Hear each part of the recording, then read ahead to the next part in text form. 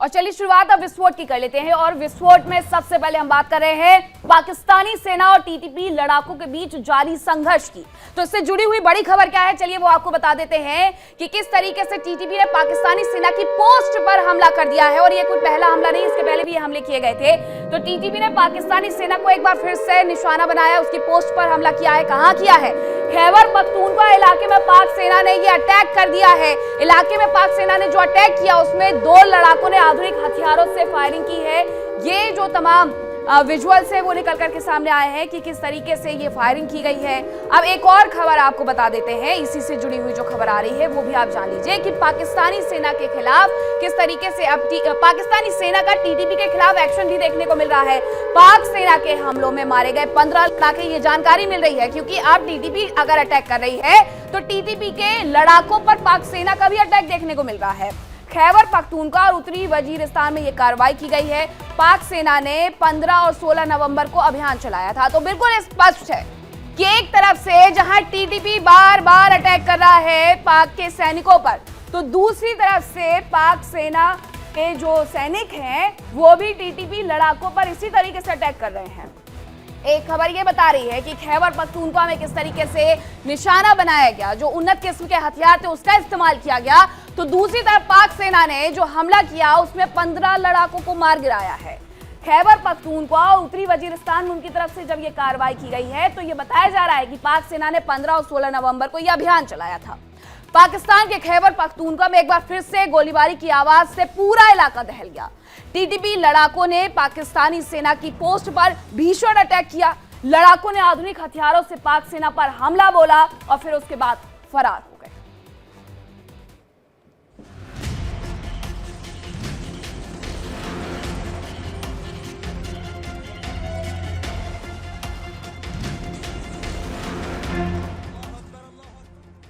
यहां फायरिंग हो रही है।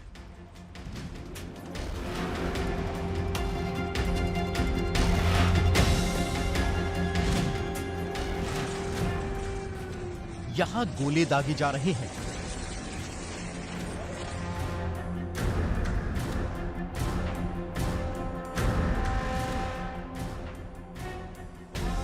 यहां 2 लड़ाके आधुनिक हथियारों से हमला कर रहे हैं।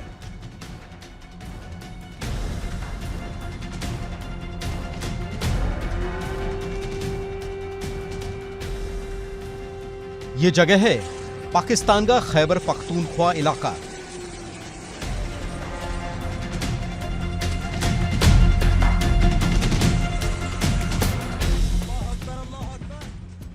दो लोग हथियारों से लैस होकर आगे बढ़ते हैं। इनमें से एक शख्स थोड़ा आगे चला जाता है और अचानक वो अपनी बंदूक का मुंह खोलता है और गोलियों की बौछार कर देता है।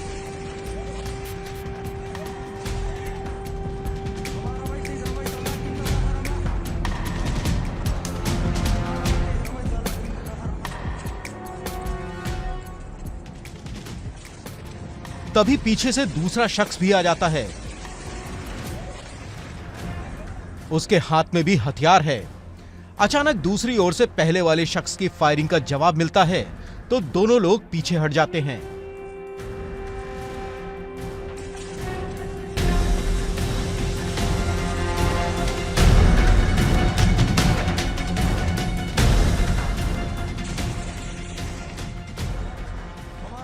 इसके बाद दूसरा वाला शख्स आगे बढ़ता है। उसके हाथ में एक आरपीजी फायर करने वाली गन है। वो संभल कर आगे बढ़ता है, निशाना साधता है, जिसके बाद वो वापस लौट आता है।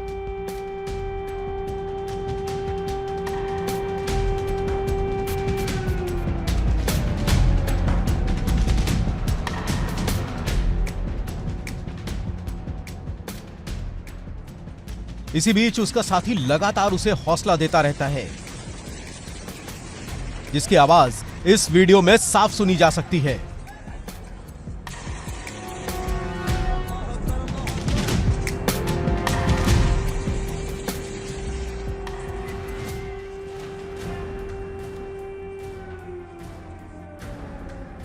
आपको इस वीडियो की पूरी कहानी सुनाएं उससे पहले एक बार फिर इस वीडियो को देखिए। कि किस तरह दो लोग आधुनिक हथियारों से दूसरे पक्ष पर हमला कर रहे हैं।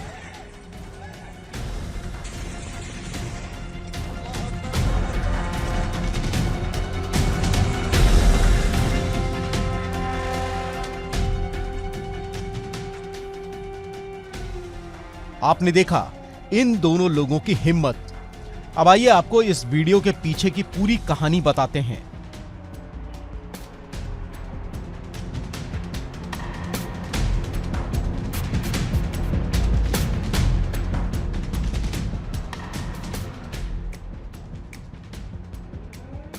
यह इलाका है पाकिस्तान का खैबर पख्तूनख्वा, जहां पाकिस्तानी सेना और तहरीके तालिबान पाकिस्तान के बीच आए दिन खूनी संघर्ष होता रहता है। आए दिन खैबर पख्तूनख्वा की जमीन इंसान के खून से लाल होती रहती है।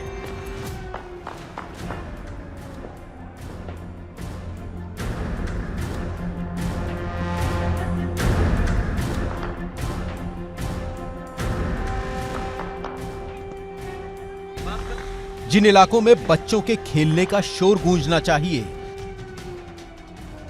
उन इलाकों में बारूद की गंध महसूस की जाती है।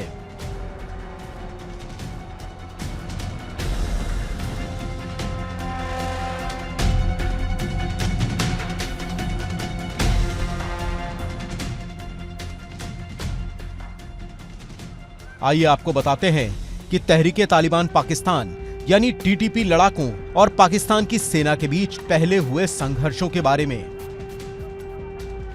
दरअसल टीटीपी लड़ाके लंबे अरसे से आजादी की मांग कर रहे हैं। उन्होंने करीब 10 दिन पहले खैबर पख्तूनख्वा के ही बन्नू इलाके में पाकिस्तानी आर्मी के काफिले पर घात लगाकर अटैक किया था। इस हमले में पाकिस्तानी सेना की एक गाड़ी पूरी तरह नेस्तनाबूद हो गई, जबकि पाकिस्तानी सेना के 10 जवानों के मारे जाने की खबर आई।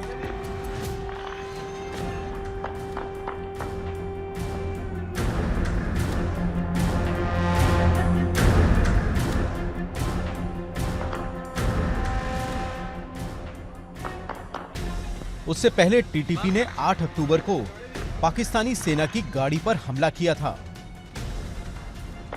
जिसमें पाकिस्तान के 23 जवानों की जान चली गई थी।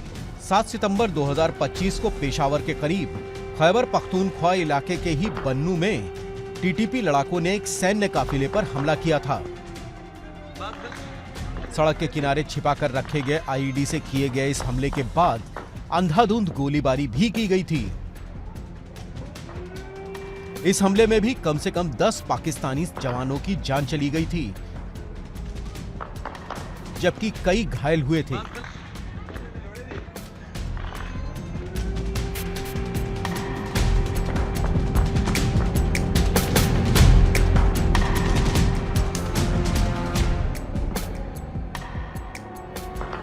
पंद्रह सितंबर को खैबर पख्तूनख्वा में ही टीटीपी लड़ाकों ने पाकिस्तानी सेना के एक कैंप पर हमला किया था। इस हमले में 25 जवान मारे गए, जबकि 8 घायल हो गए। इस हमले में पाकिस्तान की सेना का एक ड्रोन भी नष्ट हो गया था और टीटीपी ने उस कैंप पर कब्जा करने का दावा भी किया था। अब आइए आपको बताते हैं कि टीटीपी लड़ाकों का संगठन कितना खतरनाक है।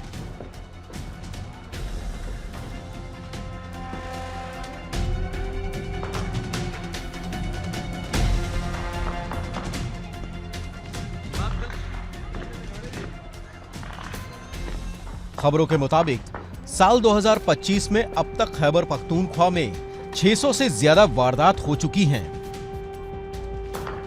इसमें सबसे ज्यादा वारदात सैन्य ठिकानों पर हमले की रही। ग्लोबल टेररिज्म इंडेक्स 2025 के मुताबिक टीटीपी के हमलों की वजह से 2024 में 1000 से ज्यादा लोगों की मौत हो गई थी। टीटीपी की अघोषित सेना के पास करीब 8000 लड़ाके हैं, जो बीते लंबे समय से पाकिस्तान से आजादी की मांग कर रहे हैं। ये लड़ाके अक्सर मुनीर सेना के लिए मुश्किलें खड़ी करते रहते हैं।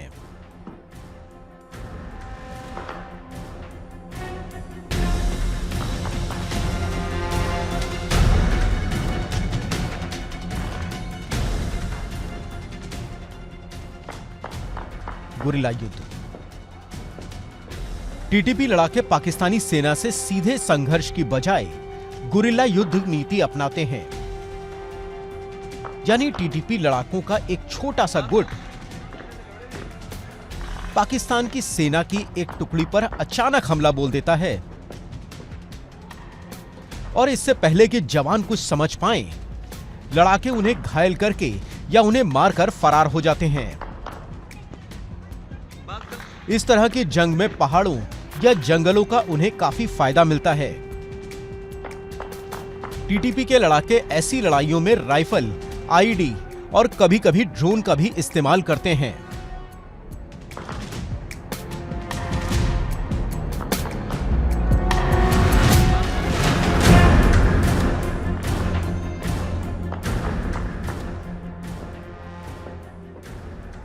पहाड़ी इलाके। टीटीपी का प्रभाव खैबर पख्तूनख्वा और दक्षिण वजीरिस्तान पर माना जाता है। इस इलाके में ऊंची ऊंची चोटियां और घने जंगल हैं,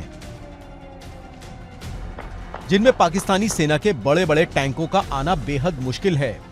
साथ ही यहां हेलीकॉप्टर से भी कार्रवाई करना आसान नहीं है, क्योंकि अक्सर लड़ाके पेड़ों की आड़ लेकर छिप जाते हैं। टीटीपी के लड़ाके अक्सर इन इलाकों में लैंडमाइंस बिछा देते हैं, जिससे इन्फेंट्री के जवानों को निशाना बनाया जा सके। इसके अलावा लड़ाकों को इन जंगलों और पहाड़ी रास्तों की अच्छी जानकारी है।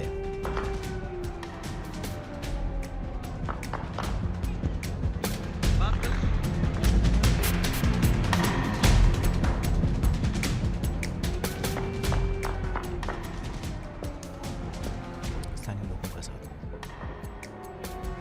जानकारी के मुताबिक पश्तून समुदाय के लोग पाकिस्तान से नाराज हैं और टीटीपी के लड़ाके पश्तून समुदाय के लोगों की नाराजगी का फायदा उठाते रहते हैं। ये लोग अक्सर पाकिस्तानी सेना पर आम लोगों के अधिकारों के हनन का आरोप लगाते हैं और उनके खिलाफ दुष्प्रचार करते हैं।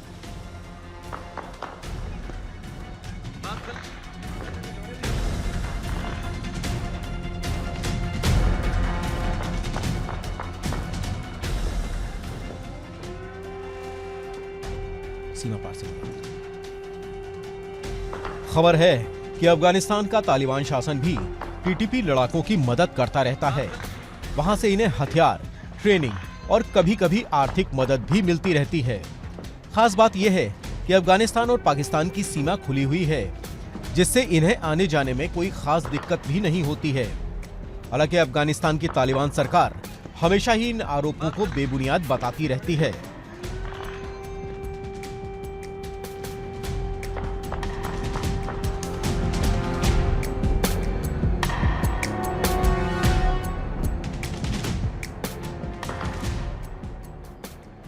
जाहिर है कि टीटीपी लड़ाके पाकिस्तान की सरकार और सेना के लिए बड़ी मुश्किलें खड़ी करते जा रहे हैं।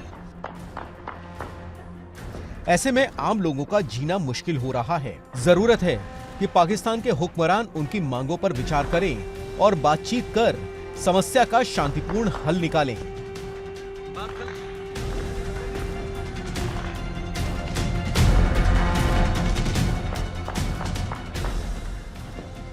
Bureau report, India daily.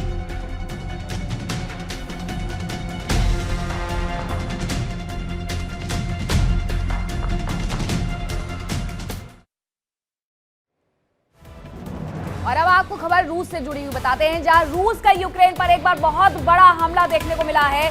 Kharkiv में कई अपार्टमेंट को पूरी तरीके से तबाह कर दिया गया है और इतना ही नहीं, पोलैंड सीमा के पास यूक्रेन ने बड़ा अटैक किया है। अब ये पूरी खबर क्या है, चलिए आपको समझा देते हैं। रूस ने यूक्रेन पर बहुत बड़ा हमला किया है, बड़ा अटैक उसकी तरफ से किया गया है। खार्किव में कई ऐसे अपार्टमेंट हैं जिसे पूरी तरीके से उसने तबाह करके रख दिया है और इतना ही नहीं, पोलैंड सीमा के पास यूक्रेन पर बड़ा अटैक किया गया। दूसरी तरफ माना यह जा रहा है कि पोलैंड की तरफ अब रूस अपना रुख बढ़ा सकता है और ऐसे में उसी सीमा के नजदीक यानी कुछ बड़ा करने की तैयारी उसकी तरफ से की जा रही है। जो बड़ा अटैक किया गया, रूसी सेना ने लवीव पर मिसाइल से बड़ा हमला किया है और उस हमले में जो 2 बिल्डिंग है वो पूरी तरीके से तबाह हो गई है। एक और खबर आपको बताते हैं, रूस का का यूक्रेन की सेना पर भी बड़ा हमला देखने को मिला है। BM-21 सिस्टम बैलिस्टिक मिसाइल से अटैक किया गया है। बैलिस्टिक मिसाइलों का उपयोग किया जा रहा है। हमले में यूक्रेनी सेना के कई ठिकाने पूरी तरीके से नेस्तनाबूद हो गए हैं, पूरी तरीके से ये तबाह हो गए हैं। चेर्निहिव में पावर प्लांट को भारी नुकसान भी पहुंचा है। एक तरफ यूक्रेन की तैयारी ये है कि अब वो नेटो देशों की तरफ बढ़ जाए और यही वजह है कहीं ना कहीं कि उसने यूक्रेन के उस हिस्से को निशाना बनाया है जहां से पोलैंड की सीमा एकदम लगती है। बैलिस्टिक मिसाइलों का इस्तेमाल कर रहा है, BM-21 का इस्तेमाल कर रहा है रूस और ज्यादातर इलाकों पर कब्जा करने की कोशिश कर रहा है, क्योंकि अगर कल के दिन शांति समझौता हो गया तो उस जगह को पूरी तरीके से उसे छोड़ना ना पड़े, बस कुछ जगह को वो छोड़े और उसके बाद हर जगह पर अपने कब्जे का दावा करे। निप्रो शहर में रूस ने बड़ा हमला किया है, ये जानकारी भी मिल रही है। जगह जगह पर जो अटैक है वो देखने को मिल रहे हैं। अब देखिए, निप्रो शहर में भी रूस ने ये बड़ा हमला कर दिया है। इस हमले में न्यूज ब्रॉडकास्टिंग बिल्डिंग पूरी तरीके से तबाह हो गई है। रिहायशी इमारतों को भी इस दौरान नुकसान पहुंचा है। न्यूज ब्रॉडकास्टिंग जो बिल्डिंग है, यानी टीवी चैनल्स की जो बिल्डिंग है, उसे तक निशाना बना लिया गया है रूस की तरफ से। यानी रूस किसी को भी बख्शने वाला नहीं है। पहले उसकी तरफ से जो हमला किया जा रहा था वो खाली जगहों पर किया जा रहा था, लेकिन अब देखिए ये आबादी वाली जगह है और ये ऑफिस है जहां पर ये हमला किया गया है। ये जो आपको पूरा उठता हुआ धुएं का गुबार नजर आ रहा है, ये बैलिस्टिक मिसाइलों के अटैक के बाद नजर आ रहा है। रूस की तैयारी ये है कि ज्यादा से ज्यादा जगहों पर अब कब्जा कर ले, क्योंकि शांति समझौता अगर हो जाता है, जैसा कि अमेरिका की तरफ से कोशिश की जा रही है, तो उसे बहुत ज्यादा जगह को छोड़ना नहीं पड़ेगा। अब एक और खबर आपको बता देते हैं कि रूस के ड्रोन हमलों से किस तरीके से वो जगह पूरी तरीके से टहल गई है। रूस ने यूक्रेन के ओडेसा पर भी हमला कर दिया है। एजमेर पोर्ट पर मौजूद सैन्य पोस्ट इसकी वजह से पूरी तरीके से तबाह हो गया है। और इतना ही नहीं, हमले में कई जहाजों को इस दौरान नुकसान भी पहुंचा है। तो ये आप समझ सकते हैं कि कितनी भयंकर तैयारी रूस की तरफ से की गई है। हालांकि रूस के साथ बहुत सारे देश हैं जो कंधे से कंधा मिलाकर के खड़े हुए हैं और वो रूस को खुल करके सपोर्ट कर रहे हैं। यूक्रेन की अगर मैं बात करूं तो नेटो देशों का सपोर्ट मिल रहा है, यूरोप का सपोर्ट मिल रहा है और यही वजह है कि नेटो देशों को भी निशाना बनाया जा सकता है रूस की तरफ से। रूस और यूक्रेन के बीच जंग के 3 साल पूरे हो चुके हैं और इस बार रूस ने यूक्रेन पर बहुत बड़ा हमला किया है।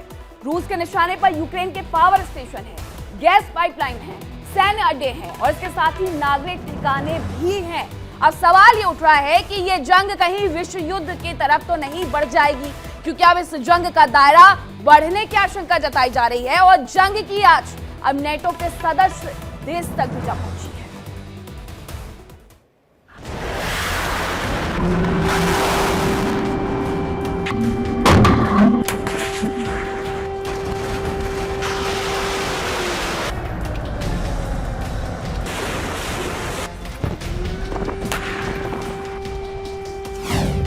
रूस और यूक्रेन जंग का बढ़ता दायरा।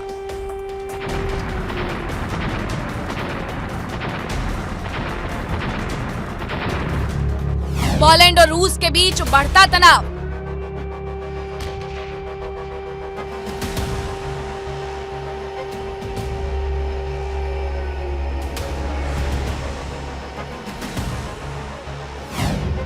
विश्व युद्ध 3 का होगा आगाज।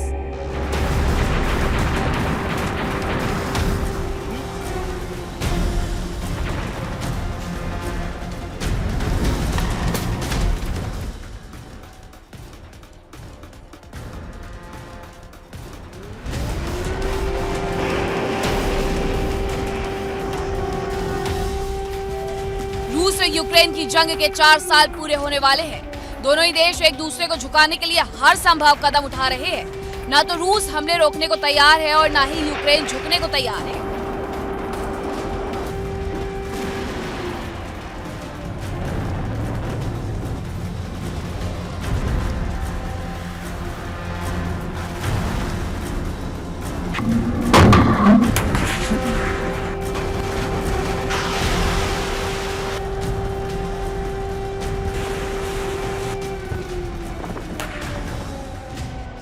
और नतीजा ये है कि दुनिया एक और विश्व युद्ध की आहट से सहमी बैठी है।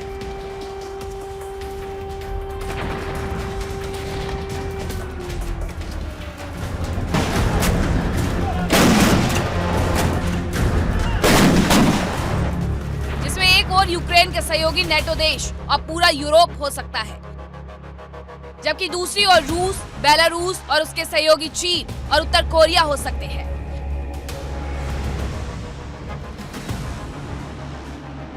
यह आशंका यूं ही नहीं मजबूत हो रही है, बल्कि रूस के आक्रामक तेवर और बीते कुछ समय में तेज हुए हमले इस बात को पुख्ता कर रहे हैं।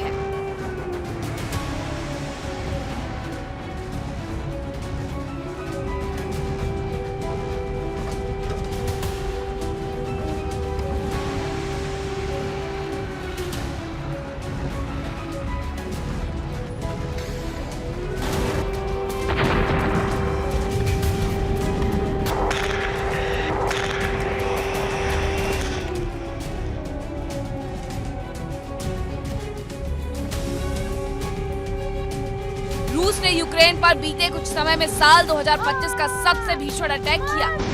ये हमले अभी भी जारी हैं।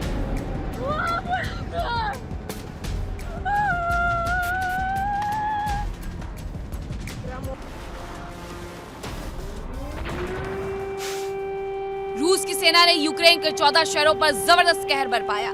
रूस की सेनाओं ने क्रूज और बैलिस्टिक मिसाइलों के साथ ही ड्रोन से भी अटैक किया।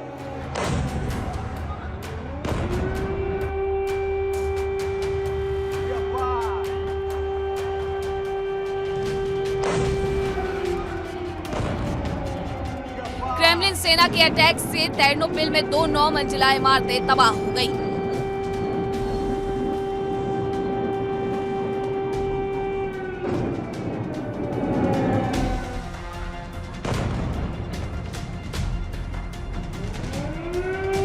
हर ओर तबाही और बर्बादी ही नजर आई।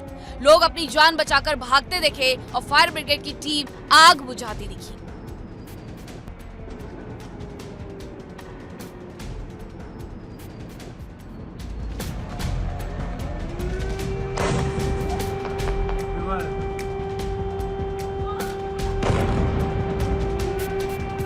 रूसी सेना ने खार्किव में भी इस भीषण हमले को अंजाम दिया। रूस ने इन हमलों में गैरॉन 2 ड्रोन का इस्तेमाल किया। इन हमलों में एक हाई राइज बिल्डिंग, अस्पताल और स्कूल को भी नुकसान हुआ।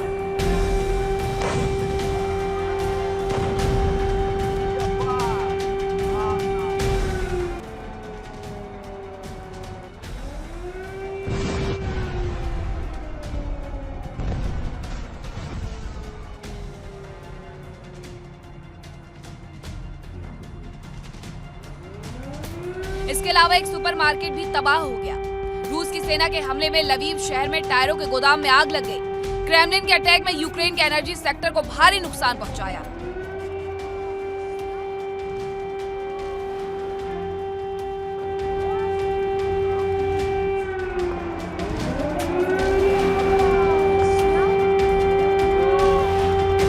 खबर है कि हमले ने यूक्रेन के 7 एनर्जी सेक्टर को नुकसान पहुंचाया, जिससे खार्किव, चेर्निहिव, निप्रोपेट्रोवस्क, लवीव और डोनेस्क समेत कई इलाके अंधेरे में डूब गए।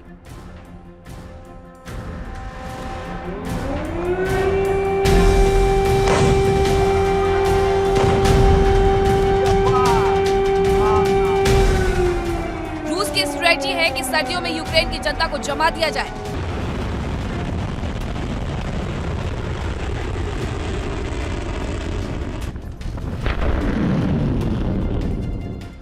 इसी को ध्यान में रखते हुए रूस की आर्मी, नेवी और एयरफोर्स एक साथ यूक्रेन के एनर्जी प्रोडक्शन सेंटर और गैस पाइपलाइन को नुकसान पहुंचा रहे हैं। साथ ही दूसरी ओर यूक्रेन के ज्यादा से ज्यादा इलाके पर रूसी सेना कब्जा करते जा रही है, ताकि बातचीत के दौरान अगर कुछ इलाका छोड़ना भी पड़े तब भी यूक्रेन के एक बड़े इलाके पर रूस का झंडा लहराता रहे।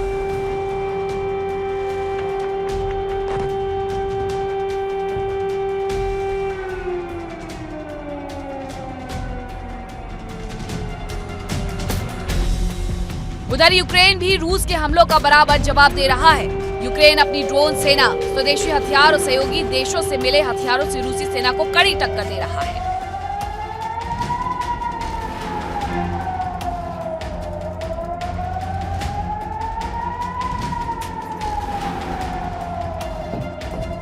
हालात ये है कि रूस के अंदरूनी इलाकों में मौजूद महत्वपूर्ण ठिकाने भी अब सुरक्षित नहीं लग रहे हैं।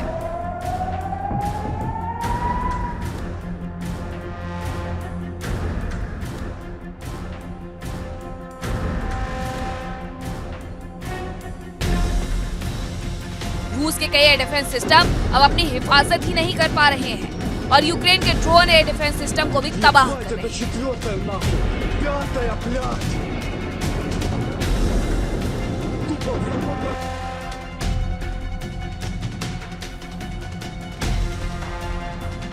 इसके अलावा रूस की रणनीति पर काम करते हुए रूस के एनर्जी सेंटर और गैस पाइपलाइन को निशाना बनाया जा रहा है ताकि सर्दियों में रूस की जनता की मुश्किलें बढ़ जाएं।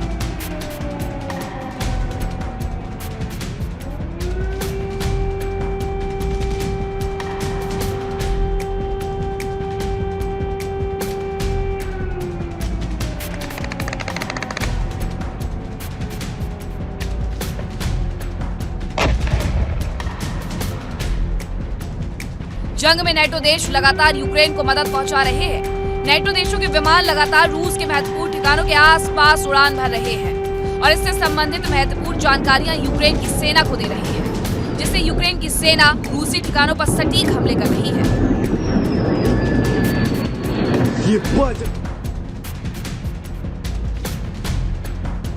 लेकिन अब नेटो देश और यूरोपीय देश ही रूस के निशाने पर आ रहे हैं।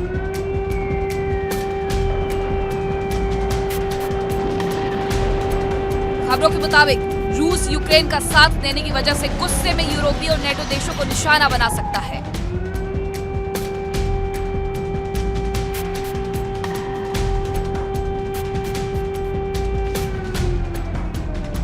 रूस और पोलैंड के बीच तनाव बढ़ रहा है। पोलैंड ने रूस के आखिरी कॉन्सुलेट को बंद करने का ऐलान कर दिया। इससे पहले पोलैंड ने अक्टूबर 2024 और मई 2025 में भी रूस के वाणिज्य दूतावासों को भी बंद कर दिया था। अब केवल पोलैंड की राजधानी वार्सा में ही रूसी दूतावास खुला रहेगा। पोलैंड ने चेतावनी दी कि अगर रूस का आक्रामक रवैया खत्म नहीं हुआ तो उसके खिलाफ और कार्रवाई की जा सकती है। पिछले हफ्ते पोलैंड की सबसे महत्वपूर्ण रेल लाइनों में से एक पर जबरदस्त विस्फोट हुआ। ये रेल रूट यूक्रेन को मदद पहुंचाने के लिए महत्वपूर्ण है। वार्सा लुबिलिन रेल मार्ग पर हुए इस विस्फोट के लिए यूक्रेन ने रूस को जिम्मेदार बताया। हालांकि रूस ने इन सभी आरोपों को बेबुनियाद करार दिया। क्रेमलिन के प्रवक्ता दमित्री पेस्कोव ने पोलैंड के आरोपों को खारिज करते हुए इसे रूसोफोबिया करार दिया। इस साल सितंबर में पोलैंड में कई बार ड्रोन से घुसपैठ की गई। आरोप लगाया गया कि रूसी ड्रोन ने कई बार पोलैंड के एयर स्पेस में उड़ान भरी। बताया गया कि 10 सितंबर को कम से कम 21 रूसी ड्रोन ने पोलैंड की हवाई सीमा में घुसपैठ की।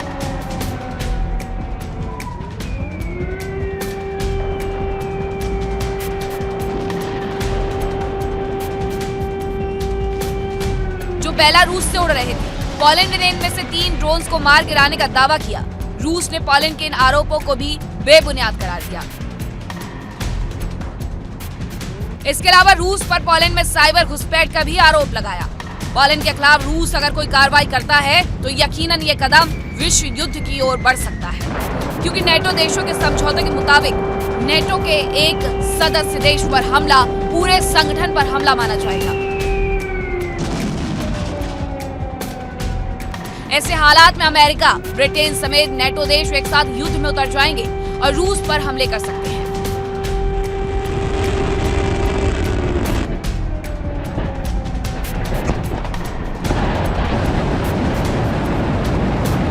जाहिर है कि रूस और यूक्रेन के बीच की ये जंग अब विश्व युद्ध की चिंगारी बन सकती है, क्योंकि अगर इसका दायरा बढ़ा तो यकीनन एक और यूक्रेन, अमेरिका, ब्रिटेन और उसके सहयोगी देश होंगे, जबकि दूसरी ओर रूस, बेलारूस और चीन जैसे देश हो सकते हैं।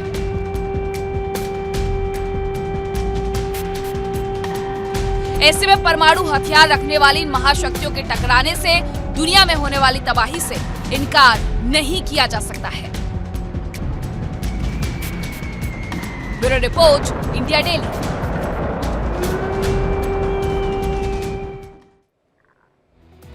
और विस्फोट में अब आपको जंग के एक और फ्रंट के बारे में बताते हैं। यह फ्रंट है लेबनान और इजराइल का, जहां लेबनान में इजराइल ने भीषण बमबारी की है। इससे जुड़ी हुई महत्वपूर्ण जानकारी क्या है वो मैं आपको बता दूं। तो लेबनान में इजराइल की विध्वंसक जो बमबारी है वो देखने को मिली है। हिजबुल्लाह का कंट्रोल सेंटर तबाह करने का दावा इजराइल की तरफ से कर दिया गया है। और क्या कुछ कहा गया है, दक्षिण लेबनान में मिसाइल डिपो पर अटैक किया गया है, ये आईडीएफ की तरफ से कहा गया है। यानी सीधे सीधे एक बड़ा नुकसान हिजबुल्लाह को पहुंचा दिया गया है, क्योंकि दक्षिण लेबनान में मिसाइल डिपो पर अटैक किया गया है।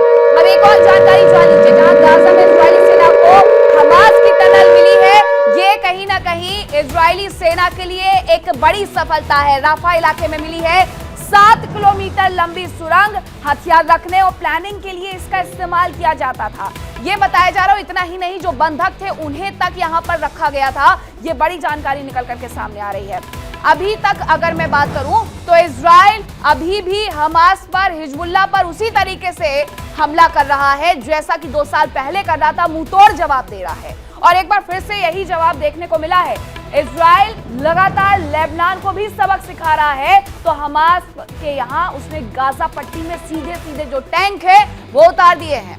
हमास का एक आतंकवादी जब तक खत्म नहीं कर दिया जाता है, इजराइल का कहना है, तब तक वो बिल्कुल नहीं रुकने वाला है।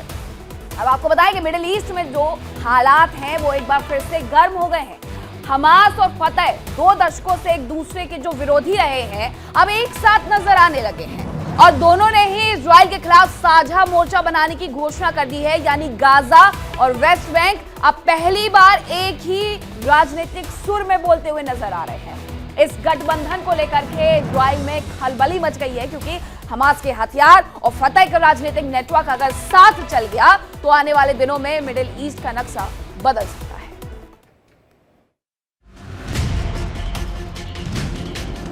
गाजा में तबाही के बीच हमास की मौजूदगी का सबूत।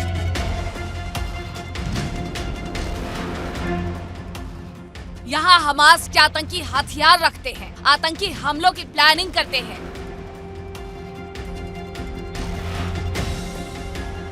इस टनल के ऊपर मौजूद है मस्जिद, क्लिनिक, स्कूल।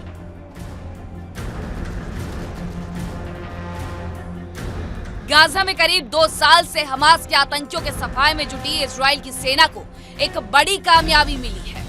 आईडीएफ के जवानों ने राफा इलाके में एक अंडरग्राउंड रास्ते का पता लगाया है।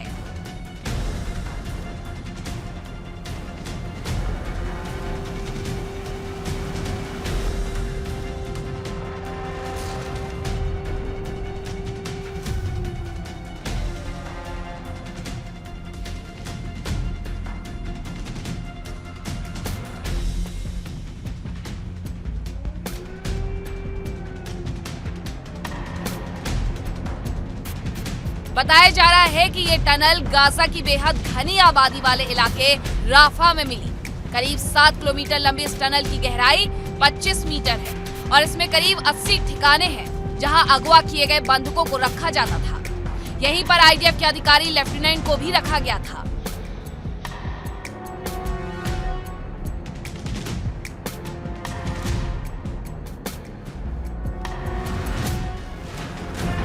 ये टनल इस बात का सबूत है कि गाजा में हमास की जड़ें कितनी गहरी हैं। अब तक इजराइल के जवान ऐसी कई सुरंगों का पता लगा चुके हैं।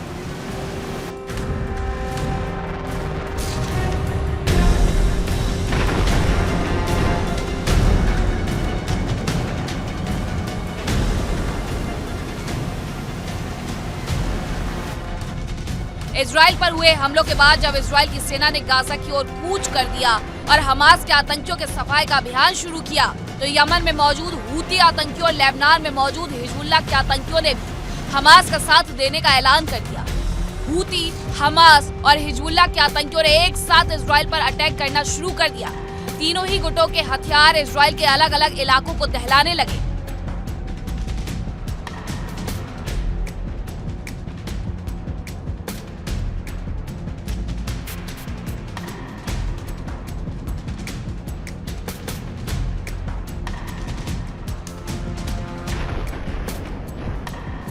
इजराइल की सेना ने भी जवाबी कार्रवाई की। हूती और हिजबुल्लाह के कई ठिकानों को तबाह कर दिया।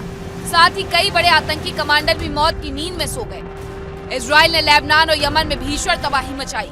इस बीच एक रिपोर्ट में चौंकाने वाला खुलासा हुआ है।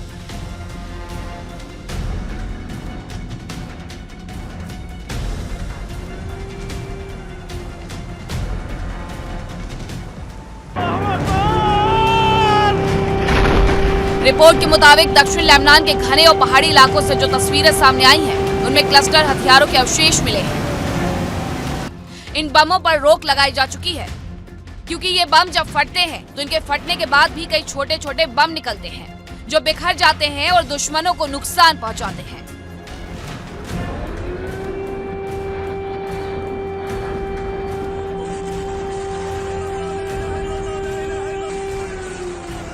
इजराइल मिडिल ईस्ट में अपनी स्थिति को मजबूत करना चाहता है। हमास, हिजबुल्लाह और हूती के खिलाफ एक्शन उसकी रणनीति का ही हिस्सा है। इसी कड़ी में एक बड़ा खुलासा हुआ है। अमेरिका ने इजराइल और ईरान को लेकर बड़ा दावा किया है।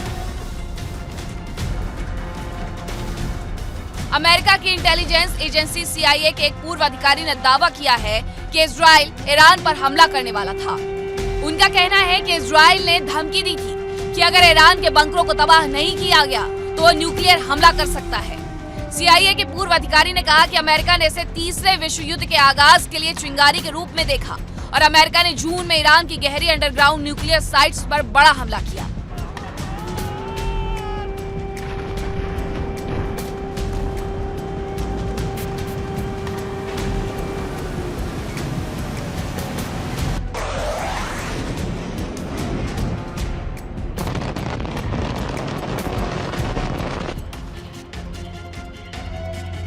अमेरिकी पायलट्स ने ईरान के फोर्दो फ्यूल इनरिचमेंट प्लांट पर लगभग 15,000 किलोग्राम के GBU-57 बम गिराए।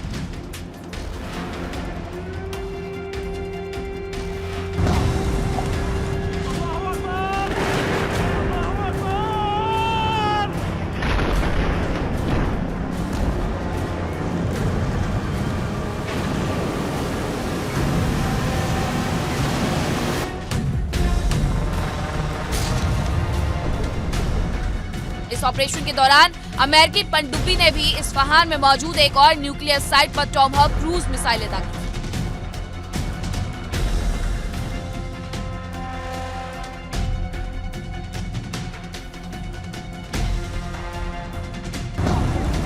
जाहिर है कि मिडिल ईस्ट में इजराइल अपनी स्थिति मजबूत करने की कोशिशों में लगा है। वो गाजा में हमास के नेटवर्क को खत्म करना चाहता है। साथ ही हिजबुल्लाह और हूती आतंकियों के खिलाफ भी कार्रवाई करता रहता है।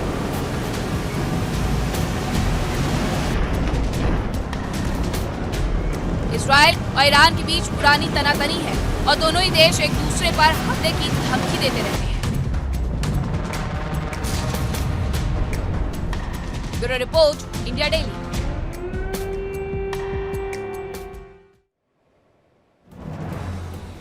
और अब आइए आपको एक ऐसी खबर बताते हैं जो मिडिल ईस्ट का सियासी नक्शा तक बदल करके रख सकती है। गाजा में अब तक एक दूसरे के धुर विरोधी रही दो ताकतें एक साथ आ गई, तो कौन सी वो ताकतें हैं और उनके साथ आने से क्या बदलाव हो जाएगा, आइए आपको इस रिपोर्ट के माध्यम से समझाते हैं।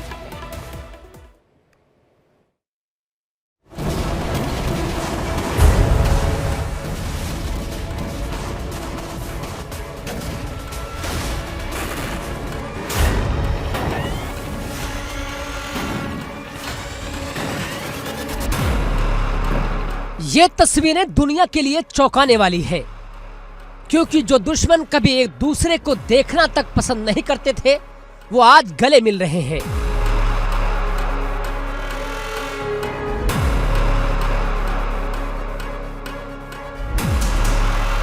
मतलब यह है कि हमास और फतह, दो धुर विरोधी, अब एक हो गए हैं।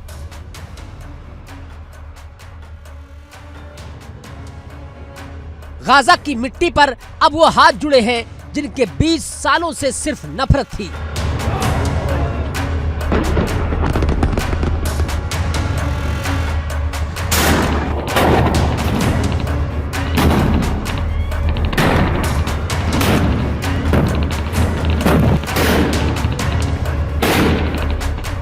और इसी तस्वीर ने इजराइल को तिलमिला दिया है।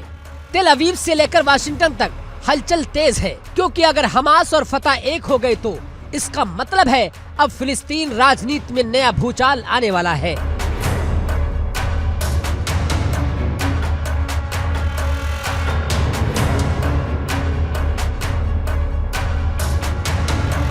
इजराइल गुस्से में है, IDF हाई अलर्ट पर है और नेतन्याहू के कैंप में खामोशी से आग धधक रही है।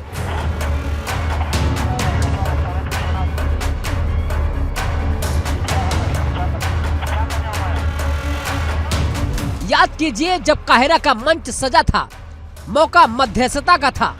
2 दिन चली वार्ता और निकला एक बम जैसा फैसला।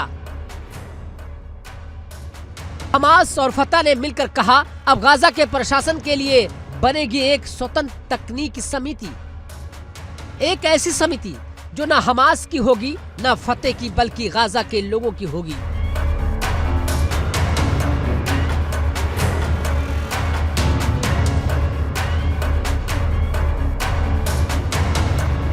लेकिन इजराइल के लिए यही सबसे बड़ा खतरा है, क्योंकि गाजा में किसी भी नई सत्ता का मतलब है इजराइल के प्रभाव का अंत। और अब जब हमास ने कहा अगर गाजा में किसी और ने हुकूमत चलाने की कोशिश की तो हम कत्लेआम करेंगे और इतिहास दोहराएंगे, तो ये चेतावनी नहीं, खुला युद्ध का ऐलान है।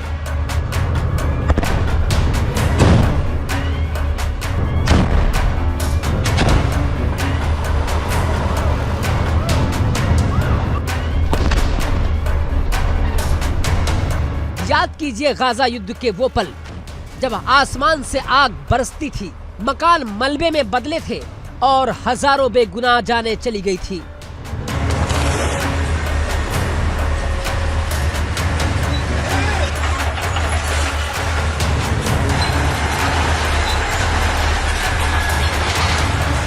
उस वक्त भी हमास अकेला पड़ा था, लेकिन इस बार तस्वीर अलग है। अब हमास अकेला नहीं है, उसके साथ खड़ा है फतेह का पूरा राजनीतिक ढांचा।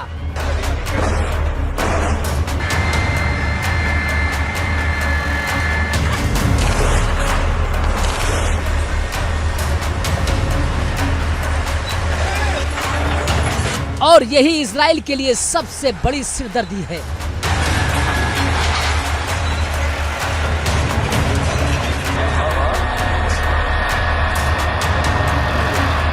दोनों ने कहा कि अब गाजा की देखरेख में किसी बाहरी देश का हस्तक्षेप नहीं चलेगा।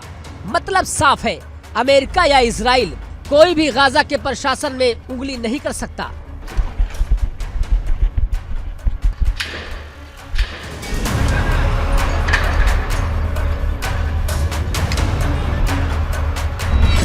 हमास नेता मूसा अबू मरजूक ने सीधे तौर पर कहा कि अगर किसी और की सेना गाजा में आई तो हम बंदूक नहीं, तोप से जवाब देंगे।